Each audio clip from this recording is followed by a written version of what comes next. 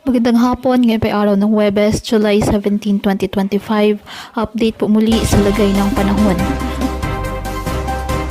Bagyong Krising, bahagya pang lumakas habang signal number 1 naman itinaas na sa ilang lugar. Taglay ngayon ng bagyo, ang lakas ng hangin na aabot sa 55 km per hour at bugso nga aabot naman sa 70 km per hour.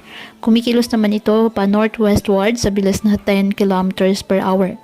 Dahil nga po sa paglapit ng bagyo, itinaas na ang tropical cyclone wind signal number 1 sa mga lugar ng eastern portion ng Isabela, northeastern portion ng Quirino at Aurora at ang southeastern portion ng Cagayan.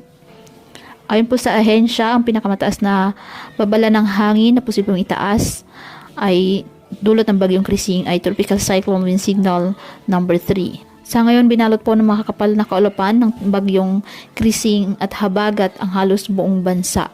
Habang patuloy nitong hinahampas ang Bicol Region at Eastern Visayas ng malalakas na buhos ng ulan. Simula po mamayang gabi bukas, mararamdaman na ng Metro Manila at karatig lugar ang lakas ng habagat na hinatak ng bagyo. Ayon sa forecast track ng Pag-asa, posibleng maglandfall ang bagyo sa mainland Cagayan bukas ng gabi o Sabado ng umaga. At posibleng lumabas ng ating Philippine Area of Responsibility Sabado ng gabi o Linggo ng umaga. Kaya patuloy pa rin po natin na pinapayuhan ang ating mga kababayan na maging maingat at maging alerto at palaging umantabay sa iba pa nating weather updates at sa updates ng Pag-asa hinggil sa lagay ng panahon.